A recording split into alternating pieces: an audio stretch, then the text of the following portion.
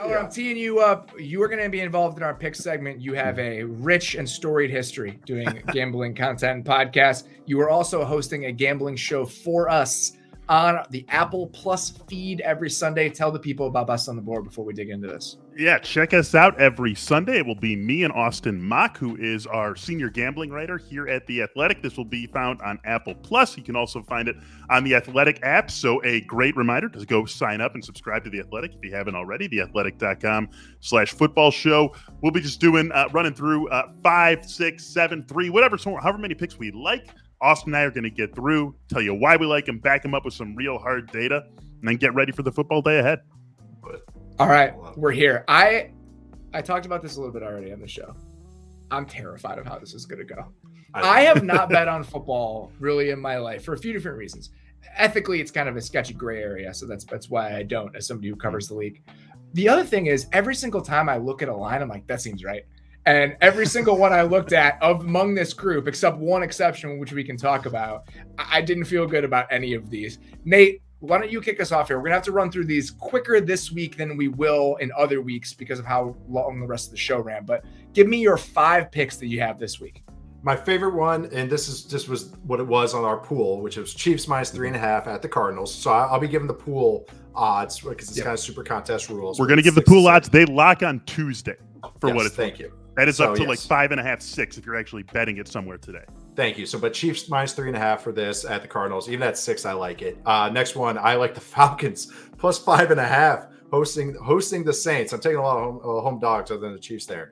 Other than that, I like the Jags +3.5 at the Commanders. Why not? Why not? That's my narrative. Let's go with it. Let's actually bet on it. Also, I switched this one late. Another home dog. Vikings +1.5 hosting the Packers. That's more. I think it's going to be a tight game. I think it's going to be a back and forth game. I'm really excited to watch that game. Really, that's the one I've circled and highlighted. And then the last one, it's Monday night. It's the revenge game for, I don't know who, Pete and Russ, or I guess it's the Velvet Revolution of revenge games. I don't know what it is. Yeah, thank you. Then we got the John Wick graphic. I have the Seahawks, though, at +6.5, I believe it was, hosting the Broncos. And I want, in real life, I'll just tell you, I want to see that get up to 7 because I also think like 97% of the action so far is on the Broncos. Come on, Vegas, bump it up to 7, and then I will put real money on that one. But yes, those are my 5. That seems pretty high. I wasn't going to touch that one. Mm-hmm. All right. This is going to be terrible. I have 5 favorites, which I know is wrong. Oh, boy. And I have a bunch of road favorites, which I know is wrong. So here we go. There's a lot of road favorite options this week. There are a lot of road favorites. So it's not as if I was picking them on purpose. I think a lot of just the favorites, period, are on the road this week. But I don't know, man. A lot of it's hard for me to bet on the Giants. I have so many questions about that. I have no idea what the Jags are going to look like. Although Jags +3.5, I do think is an interesting bet. All right. I have the Eagles -4.5, even though they're on the road at the Lions. I just think this Eagles team is really good. You know, we saw what they did against this team last year. They kind of tapped into the formula. They rode all the way through the end of the season. So I have the Eagles -4.5. That's my 6th game. So that one spoke to me. I have the Chargers -3.5. You know, barely a home favorite. I think the Chargers are a better team than the Raiders. The continuity they're riding into this season, especially on offense, is a pretty big advantage here in week 1. I have the Packers -1.5. Love it. Against the Lions. So we're on the opposite side of that. I'm very excited that against the Vikings. So we're on the opposite side of that. I also have the Chiefs -3.5, which feels cheap. And I have the Bucks -1.5 against the Cowboys. So we've got a couple similarities here. We'll see how this ends up playing out. Bella, what do you got for me?